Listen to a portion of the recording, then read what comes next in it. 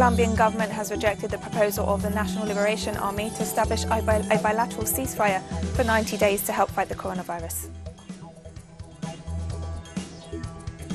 Mexican President Andrés Manuel López Obrador is undertaking an official visit to the United States, where he met with his counterpart Donald Trump. Iran and Syria signed a military agreement on Wednesday over Syria's air defense systems. From the headquarters of Telesur English in Havana, Cuba, this is From the South, and I'm Katrina Goss.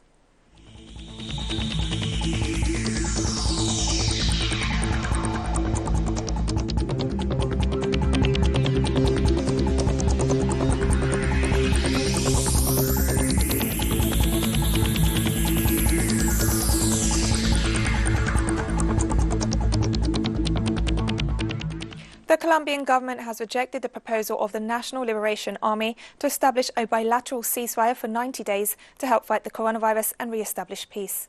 In response to the proposal, President Ivan Duque described the ELN as a terrorist group and demanded the release of hostages and an end to the guerrilla group's operations in the country. The ELN explained that the initiative responds to the call made by the United Nations to declare an immediate ceasefire in the face of the COVID-19 pandemic. In view of this situation, opposition Senator Ivan Cepeda stressed that a bilateral ceasefire would bring relief to many territories and regions of the country that are suffering the consequences of the conflict as well as the pandemic. Meanwhile, the NGO Paz y Reconciliación acknowledged that the ELN has made several gestures in favor of peace in the country.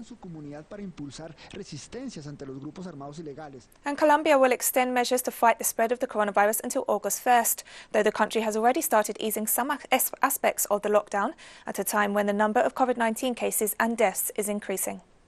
Extender el concepto del aislamiento preventivo obligatorio to extend the mandatory preventive isolation until August 1st, but with some modifications that are important in terms of recovering a productive life and also other spaces of quality of life. There are 490 municipalities that are not affected by COVID, 295 municipalities that have not had any cases in the last 3 weeks, and 100 municipalities in Colombia that are not affected by COVID. After studies of several rivers in Ecuador's capital, Quito, experts agree that 2 are contaminated with traces of COVID-19. According to a study from the University of Las Americas, the samples which were collected on June 5th showed that traces of the novel coronavirus were found in the rivers Machangara and Monjas, probably carried by the wastewater dumped in these rivers that cross the city of Quito. Venezuela's International Communications University is holding its 5th seminar led by Venezuelan anthropologist Sergio Arria as part of its online study program. Arria, who graduated from the Jesus campus of Paris University, will analyse audiovisual production applied to models of participatory communications. The Vice President of the United Socialist Party of Venezuela, Tania Díaz, and the Minister of Culture, Ernesto Villegas, will also attend the seminar.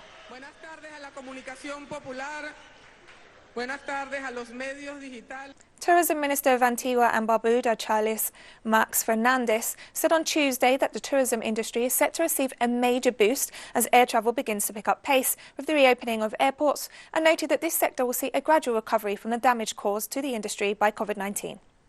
We are working with the local hotel association to see how we can reintroduce the CARICOM rate to again encourage people within the region to come into the hotels. Caribbean Airlines, the last discussion I had with them last week, have indicated that by the end of next week, they should have a flight into Antigua. Since July 1st, when commercial flight operations resumed in the Dominican Republic, more than 15,000 passengers have arrived from different countries through the country's terminals. That number of passengers has been received by 3 of the main national airports after almost 4 months of being suspended due to the effects of the COVID-19 pandemic. With the reopening of the airports, international and local authorities have established a protocol for the social distancing of passengers and the use of face masks inside aircraft. On Wednesday, more than 50 heads of state and government, as well as prominent global employers and trade union leaders, took part in global discussions on COVID-19 and the world of labour. The President of Cuba, Miguel Díaz-Canel Bermúdez, addressed the summit and stressed that neoliberal policies and capitalism are the deepest cause of the current global scenario. We must remember that these devastating impacts are not just going to be because of the virus. Years of neoliberalist capitalist policy have led their consequences on the market. These are the deepest causes of the problems we face today. According to the experts, thousands of jobs have been lost and are threatened. Hundreds of millions of people are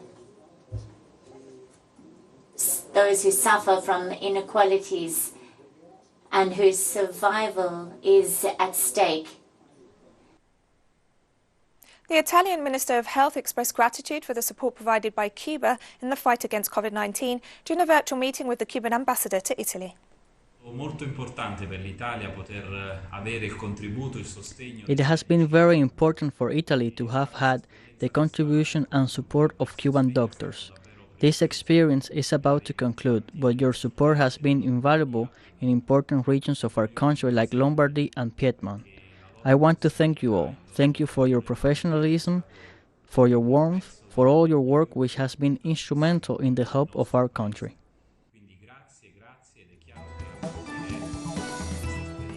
And we're taking a very short break now, so don't go away.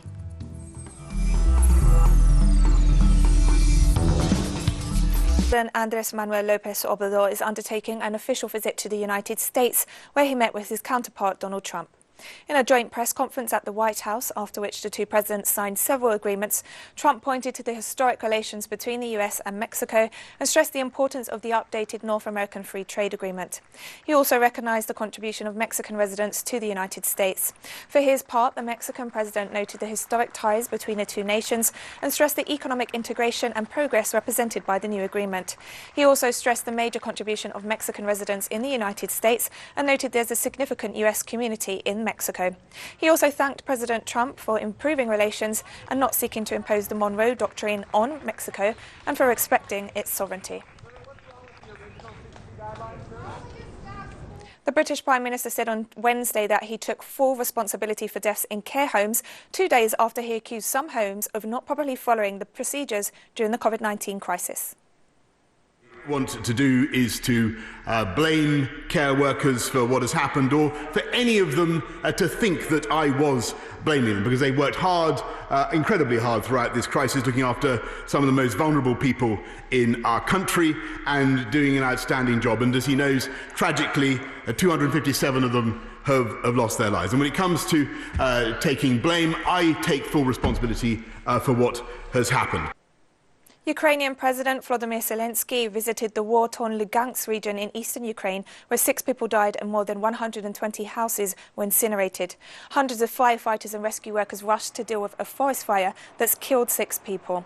According to emergency services, firefighters initially battled back the flames, but it spread again, helped by gusts of wind and soaring temperatures, and eventually raged over an area of some 80 hectares. Water-bombing planes were also sent to the scene of the blaze.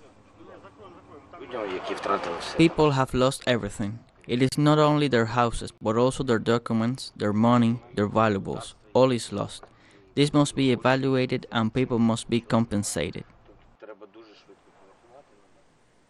Chinese Foreign Ministry spokesman Xiao Lishan described the US withdrawal from the World Health Organization on Wednesday as another example of the United States being a pursuer of unilateralism and a quitter from treaties and organizations. As the international fight against COVID-19 is now at a crucial stage, it is an international consensus that to support the WHO is to support international cooperation and to support saving lives. The US withdrawal will undercut international combat against the pandemic, which will have particularly severe impact on developing countries that are in urgent need of international support. We urge the US to fulfill its due international responsibilities and obligations and behave as a responsible major country. China calls on the international community to further consolidate the consensus of multilateralism, increase political support and financial input to the WHO, and jointly safeguard global public health security. And also this Wednesday, Chinese Foreign Ministry spokesman Xiao Lishan said that his government will impose visa restrictions on US individuals following the Trump administration's imposition of travel bans on Chinese officials. Xiao also urged the US to stop interfering in China's internal affairs. China strongly opposes the relevant U.S. measures. In response to the wrong actions of the U.S., China decided to impose visa restrictions on U.S. individuals with egregious conduct related to the Tibet issues. We urge the U.S. to stop interfering in China's internal affairs with Tibet-related issues and not to go further down the wrong path, so as to avoid further damages to China-U.S. relations and exchanges and cooperation between the two countries. Also in China, the college entrance exam, or Gaokao, is proceeding normally on Wednesday in Sheixian County, East China's Anhui province, after severe flooding trapped examinees and delayed 2 tests scheduled for Tuesday. On the first day of the Gaokao, a river overflowed its banks and flooded downtown streets, and most of the examinees were unable to reach their schools. To make the exams proceed smoothly, local public security department launched an emergency traffic route while building pontoon bridges overnight at the low-lying areas near the exam sites. The Gaokao, the country's notoriously tough national standardized test, is known as one of the hardest exams in the world.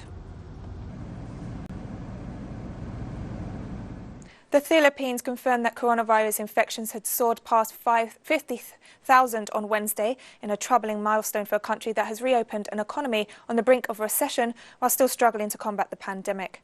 The Department of Health reported more than 2,000 new cases, bringing the country's total to over 50,000, with a death toll that surpasses 1,000.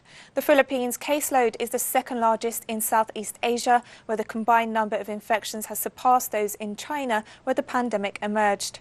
President Rodrigo Duterte eased a tough virus lockdown in the Philippine capital of more than 12 million people on June 1st, after the economy shrank slightly in the first quarter.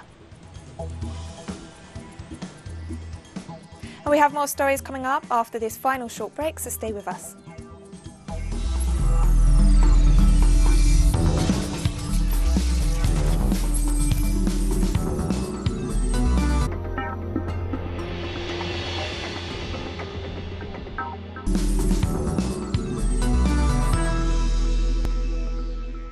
Welcome back to From the South. Iran and Syria signed a military agreement on Wednesday on Syria's air defense systems. Iran's Armed Forces Chief of Staff, Major General Mohammad Bagheri, and Syria's Defense Minister Ali Ayoub signed the military deal in Damascus, which aims to strengthen Syria's air defense systems. The two officials also discussed the current situation in Syria and the need for foreign forces who enter the country illegally to withdraw from Syrian territory. A comprehensive military security agreement was signed meant to boost military and technical cooperation in different fields of the two friends and brotherly countries' armed forces, and also meant to improve coordination between the two sides to confront increasing dangers and takfiri terrorism supported by international and regional powers. The metro system in the Iranian capital Tehran has made it compulsory for all commuters to wear face masks as the country's COVID-19 death toll surpassed 12,000 on Wednesday. New measures on the public transport system and in other public places took effect from Sunday amid fears over a new surge in COVID-19 fatalities. On Tuesday, Iran announced the highest single-day spike in COVID-19 deaths since the beginning of the outbreak, with 200 new fatalities. Health Ministry spokesperson Sima Sadat Lari noted that the record death toll represented an increase of 40 from the previous day, when 160 COVID-19 deaths were reported. During a UN Security Council video conference on Wednesday, Secretary General Antonio Guterres stressed that foreign interference in the conflict in Libya has reached unprecedented levels. Time is not on our side in Libya. The conflict has entered a new phase, with foreign interference reaching unprecedented levels, including in the delivery of sophisticated equipment and the number of mercenaries involved in the fighting. In Ethiopia, at least 239 people have been killed in protests held since last week following the murder of popular singer and activist Hachalu Hundessa. The singer, who was a hero to many Oromo people, was shot dead by unknown attackers on June 29th, heightening ethnic tensions throughout the country. Protests broke out in the capital, Addis Ababa, as well as the surrounding Oromia region, which is the homeland of the country's largest ethnic group, who have long felt economically and politically sidelined in the diverse nation. Police in Addis Ababa had previously reported 10 deaths in the capital, but over 160 new deaths have been reported since last week. Demonstrators have been expressing their anger in the capital. Lebanese supporters of Hezbollah and the Communist Party held a protest at the entrance of Beirut's International Airport to denounce the visit of the U.S. Central Command Chief Kenneth McKenzie to the country. We want to say to the American that it is forbidden for him to come to Lebanon. It is forbidden to celebrate these insolent celebrations. The Americans starved us and made the people homeless, and are still besieging us and starving us, and have helped the Zionist enemy to strike us over the years. It is true that we are facing an economic blockade, but it is impossible to have a blockade against our dignity. We will always be able to have honorable positions against them, which they are not used to. Zimbabwe's President Emmerson Mnangagwa has fired his health minister after he was charged with corruption over illegally awarding a multi-million-dollar contract for medical equipment. Obadiah Moyo was arrested last month following an investigation by the country's Anti-Corruption Commission. The senior official has been freed on bail and is scheduled to appear in court on July 31st. If convicted, the former hospital administrator faces a fine or up to 15 years in prison. Moyo is facing charges of corruption and criminal abuse of power over his role in a deal with a United Arab Emirates-based company to supply personal protective equipment and COVID-19 test kits. To date, Zimbabwe has registered over 780 coronavirus cases and 9 deaths. And we've come to the end of this news brief, but you can find these and many other stories on our website at telesoenglish.net. You can also join us on social media, Facebook, Twitter and Instagram. For Teleso English, I'm Katrina Goss, and thank you for watching.